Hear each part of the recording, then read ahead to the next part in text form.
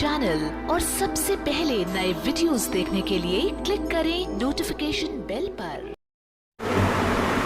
सम्मानित साथियों, मैं संजय दास उर्फ महाप्रज्ञा आपका स्वागत करता हूं SSV blog and social work में। साथियों, आज हमारे साथ हैं सबलगढ़ न्यायालय के एडवोकेट।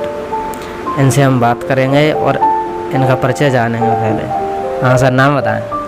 मेरा नाम है भूप सिंह जादौन, अभिभाषक संघ सबलगढ़ पूर्व अध्यक्ष, और वर्तमान में मैं लॉयर हूँ सबलगढ़ में। जी, आप सबलगढ़ कोर्ट में कब से प्रैक्टिस कर रहे हैं? मैं वर्ष 1994 से प्रैक्टिस कर रहा हूँ। लगभग 28 साल के करीबन हुए हैं।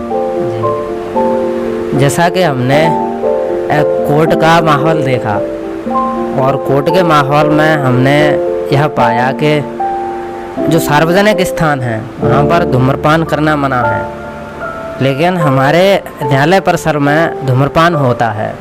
कई एडवोकेट भी धूम्रपान करते हैं और हमने ये भी देखा कि आप हैं जो, अगर ऐसा होता है धूम्रपान की बात आती है तो आप स्वयं न्यायालय परिसर से बाहर जाके धूम्रपान करते हैं, तो इस बारे में आपका क्या कहना है?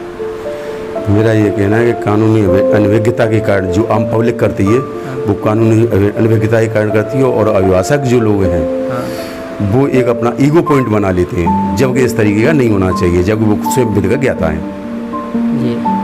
इसलिए ये एक बुराई है।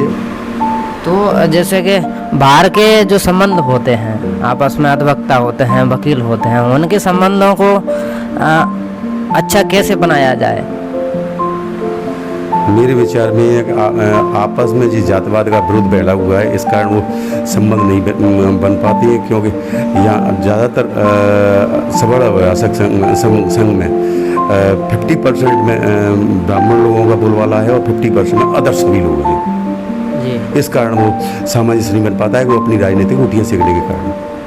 जी, तो जैसा कि हम काफ़ी दिनों से कोर्ट में बैठ रहे हैं और अभी मेरा तो रजिस्ट्रेशन नहीं हुआ है, लेकिन फिर भी आप लोगों के सहयोग से हम काम सीखने का काम कर रहे हैं। लेकिन फिर भी मुझे ऐसा लगता है कि कोर्ट में जो होना चाहिए वो चीज़ नहीं है। जो बाहर के जो संबंध होते हैं, सहयोग होना चाहिए, वो सहयोग नहीं मिल पाता है।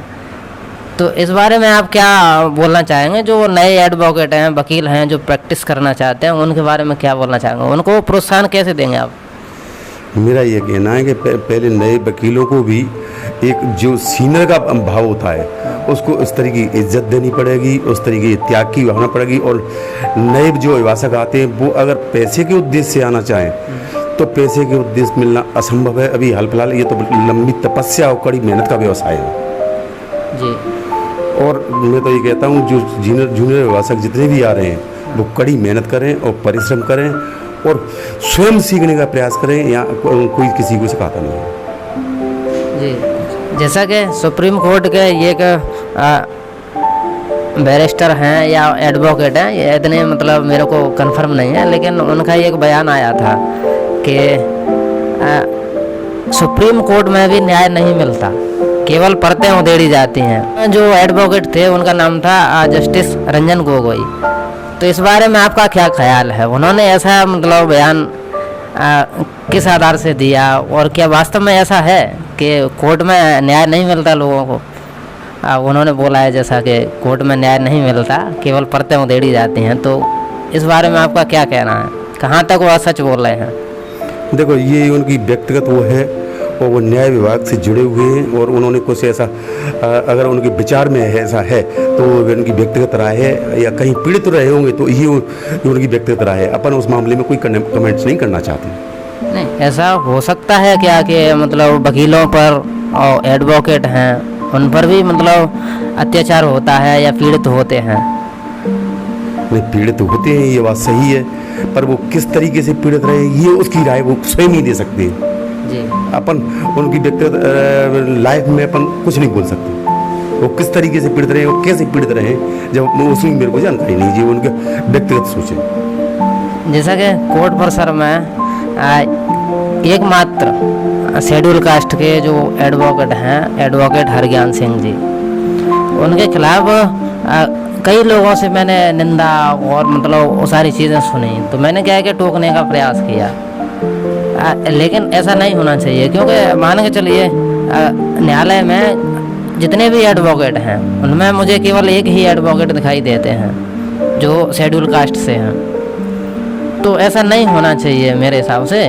और जो भी है सब अपने अपने विचार रखते हैं, लेकिन विचारों में शुद्धता होना आवश्यक है। सभी जो अधिवक्ता हैं, एडवोकेट हैं, उनको कम से कम अपने जो मुंशी हैं या जूनियर वकील हैं उनको समझाइश देना चाहिए इस बारे में। देखो, मेरा ये कहना है कि मेरी समझ में अगर उन व्यक्तियों के नाम बताओ, अगर वो हरज्ञान सिंह से व्यक्तिगत कोई चीज रखते हैं, अगर नहीं हरज्ञान सिंह जी के मामले में मेरी नॉलेज में, तो मैं पड़ोस में बैठा हूँ, मैंने व्यक्तिगत उनके मामले में नहीं सुना किसी से। देखो क्या, अगर आपके विचार अगर आपने सुना हो तो उनके मेरे को नाम बताएं और मैं उनसे चर्चा करके देखूंगा। मेरी नॉलेज में नहीं है, क्योंकि मैं पड़ोस में बैठता हूँ जी। उनके गुरु का व्यक्तिगत चाहे कुछ भी हो, पर उनका व्यक्तिगत उन पर किसी ने कोई लांछन नहीं लगाया जी। क्या है कि देखो, वो तो ऐसा है कि हम सद्भावना के आधार पर सभी लोगों से चर्चा करते हैं और हम नहीं चाहते कि सद्भावना बिगड़े। नहीं, लगभग 10 दिनों तक मैंने आपके मार्गदर्शन में कोर्ट में मैं बैठा तो मैंने माहौल देखा कोर्ट का। और ऐसा नहीं, बाकायदा आजकल जो कहते हैं ना कि कल युग, यानी कि मशीनरी का ज़माना है। आजकल प्रौद्योगिकी बढ़ गई है, यूट्यूब, फेसबुक आदि सोशल मीडिया का ज़माना है।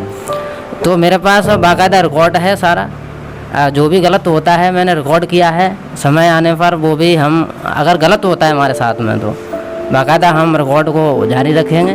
नाम ही नहीं लेंगे, केवल अपन ऑडियो वीडियो के माध्यम से अपन पब्लिश करेंगे।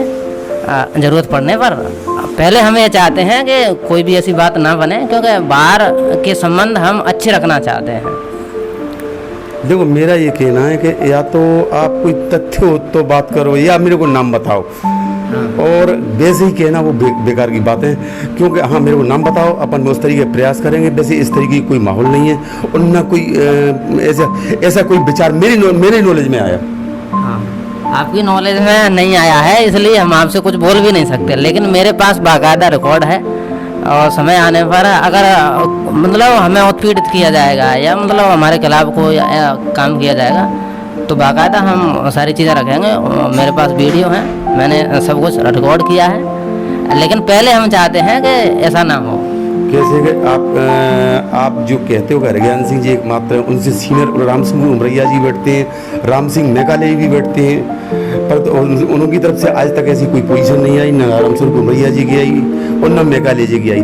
पर ये पहला प्रश्न आया है, अगर वो उसको बताएं तो उसमें अगर भाई कहीं त्रुटि होगी तो उसको सुधार करने से प्रयास करेंगे। बैठ नहीं, इन सारी चीज़ों का ऐसी बात से अंदाज़ा लगाया जा सकता है, जैसे कि जो धूम्रपान वाली बात बोली ना, आपने कहा था कि अज्ञानता के कारण ऐसा लोग करते हैं, मतलब कानूनी जानकारी, हाँ, कानूनी अगर अवेयरनेस अपने समाज में अभी नहीं है, कानूनी अज्ञानता है इस कारण।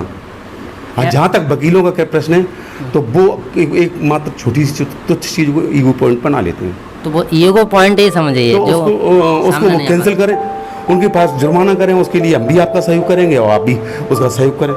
मेरा ये कहना है। जरूरत पड़ने पर हमारे न्यायालय से मतलब बिल्कुल प्रार्थना लगाएंगे कि परिसर को धूम्रपान मुक्त बनाया जाए, उसमें हम भी आपका सहयोग करेंगे पूरा। हाँ, और अन्य अधिवक्ताओं से भी मैं निवेदन करूँगा, वो आपका पूर्ण सहयोग करेंगे। ठीक है सर, तो धन्यवाद। वीडियो पसंद आई हो तो like, subscribe and share. Thank you.